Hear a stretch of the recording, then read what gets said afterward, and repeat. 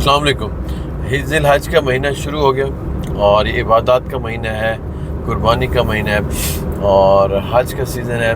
दुआ करें कि जो लोग हज पे गए अल्लाह उनकी इबादत को, हज को कबूल फरमाए और हमारे लिए आसानी फरमाए कि अगले साल हम भी हज मकबूल की सआदत हासिल कर सकें। अच्छा, अब जैसे जैसे ईद के दिन करीब आते जाएंगे, कुर्बानी है, लोग खाने खाएंगे, दावतें होंगी, तो बहुत सारे इशूज़ जो आजकल भी चल रहे हैं, आप देख रहे हैं कि लोगों के पेट ख़राब है, बुखार हो रहे हैं, समझ नहीं आ रही कि चल क्या क्या रहा है।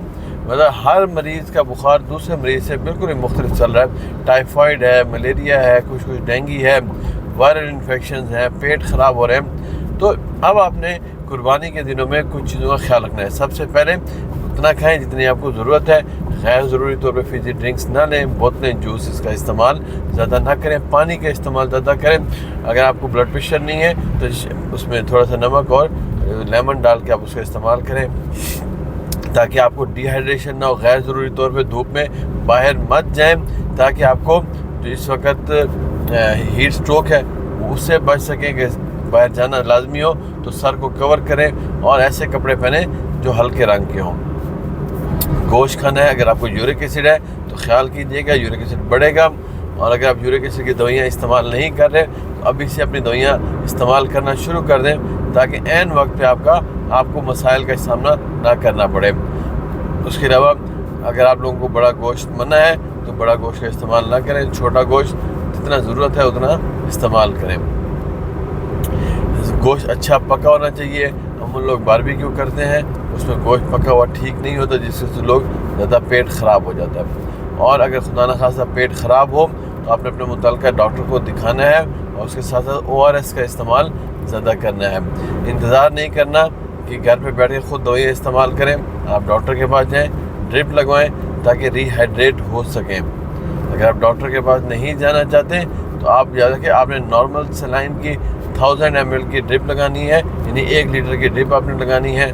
साथ आप अगर बुखार है तो आप एंटीबायोटिक कोई भी लगा सकते हैं, जिसमें सेफ्ट्रेक्सोन नाम की एंटीबायोटिक है, वो किसी भी नाम से किसी भी कंपनी की आपको मिल जाएगी। इसके अलावा साथ आप प्रोबायोटिक ले सकते हैं।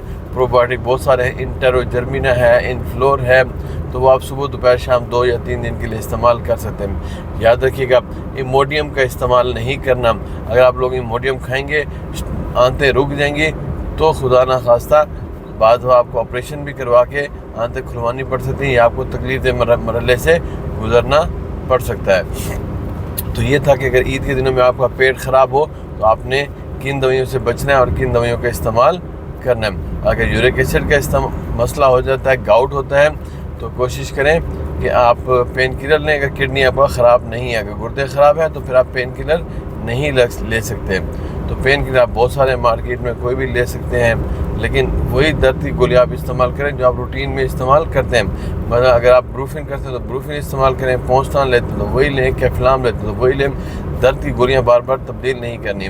और अगर यूरिक एसिड के लिए आप कोई भी दवाई ले रहे हैं, मार्केट में बहुत सारे गो यूरिक है, ज्यूरिक है, ज़ैलोरिक है, जो भी आप लेते हैं रूटीन में आप उन्हीं दवाइयों का इस्तेमाल करें। और अगर किसी भी वजह से आपका पाँव का अंगूठा या टखना सूज जाता है या कोई जोड़ सूज जाता है और आपको कंफर्म है कि ये यूरिक एसिड की वजह से है, तो फिर आप उसके साथ साथ कॉल्चिसिन की गोली ले सकते हैं। कॉल्चिसिन की गोली, एक गोली सुबह शाम 5 से 10 दिन के लिए, लेकिन याद रखिएगा कि अगर आपकी किडनी ठीक है तो। और साथ डेल्टा कॉर्टिल आप ले सकते हैं, 2 गोली सुबह शाम 5 दिन के लिए। अगर आपको शुगर नहीं है, अगर शुगर है तो कंट्रोल है। तो ये यूरिक एसिड का इलाज था। इसके अलावा अगर आपको हीट स्ट्रोक का इशू हो जाए, हीट स्ट्रोक के अलामात क्या होंगे? आप बैठ के खड़े होंगे तो आपको चक्कर आएंगे, कमज़ोरी होगी, घुटन होगी, दिमाग माउफ होगा। तो कोशिश करें आपने पानी का इस्तेमाल ज़्यादा करना है, ठंडी जगह पर बैठें। और अगर आपकी मजबूरी है कि आप ठंडी जगह पर नहीं बैठ सकते, आपने काम करना है, मज़दूर तबका है, गरीब लोग हैं, बहुत सारे इश्यूज़ होते हैं जिसकी वजह से हमें बाहर निकल के काम करना पड़ता है, तो फिर अपने सर को कवर रखें। अगर सर कवर रखने के बावजूद इशू हो, फिर आपने पानी का इस्तेमाल ज़्यादा करना है। फिर भी मसला हो तो आप नॉर्मल सलाइन की ड्रिप लगवा सकते हैं। तो ये कुछ चीज़ें थी, तो मैंने कहा कि आपसे डिस्कस कर लूँ, क्योंकि अब ईद के हिसाब से आप 1-2 वीडियोज़ में आपको बना के बताऊँगा कि ये जो नॉर्मल लोग थे उनके क्या इशूज़ हो सकते हैं। इसके अलावा जो लोग गुर्दे की बीमारियों में मुब्तला हैं वो कैसे अपना ख्याल रखेंगे।